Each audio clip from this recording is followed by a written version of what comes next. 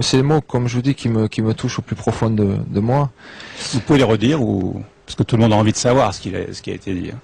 Non, en fait, je vous dis, ça serait très grave. En fait, c'est des choses qui, voilà, enfin, c'est des choses très personnelles. Donc, ça touche à votre, oui, j'insiste un peu parce avec que la maman, la sœur, enfin. La maman, la sœur. Et puis c'est des mots très durs, quoi.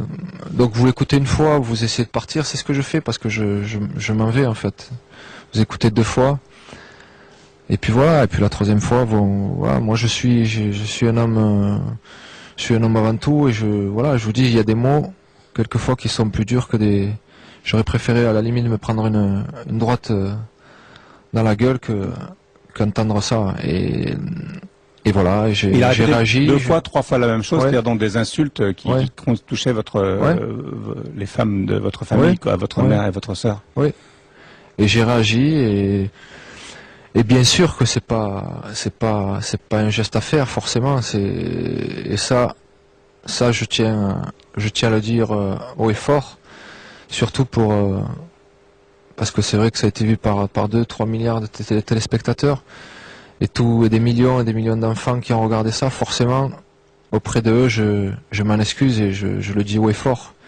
Et parce que aussi aux personnes, aux éducateurs qui sont là pour éduquer ces enfants et pour leur montrer les choses à faire et les choses à ne pas faire, forcément, auprès de eux, je m'excuse. Est-ce que vous regrettez réellement de l'avoir fait en tant qu'homme face à un Non, mais justement, adversaire? en fait, je peux pas regretter mon geste, parce que regretter mon geste, ça voudrait dire qu'il avait raison de dire tout ça. Je peux pas dire ça. Je m'excuse auprès de tous les enfants et de toutes les personnes qui ont vu ce geste, parce que c'est des gestes qui sont pas tolérables. Mais regretter ce geste, ça veut dire qu'en fait, il avait raison de dire ce qu'il a dit. Et non, il n'a pas raison de dire ce qu'il a dit. Surtout pas. Donc si c'était à refaire, vous referiez la même chose? Je vous ai assez dit ce que je pensais.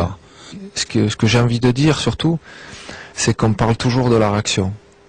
On parle toujours de la réaction. Forcément, la réaction est punissable. Elle doit être punie. Mais s'il n'y a pas réaction, enfin, s'il n'y a pas provocation, vous savez, il ne peut pas y avoir une réaction.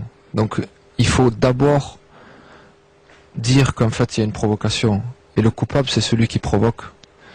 Et ça, en fait, moi, j'ai envie de le dire et j'ai envie de le défendre. Et parce que ça suffit de toujours sanctionner la réaction. Si je réagis, c'est qu'il s'est passé quelque chose. Est-ce que vous croyez, vous, dans une finale de Coupe du Monde comme ça, alors que je suis à 10 minutes de la fin de ma carrière, je vais aller faire un geste comme ça et c'est un geste qui sera comme ça parce que ça me fait plaisir de faire ce geste? Est-ce que vous pensez à ça? 1 minute?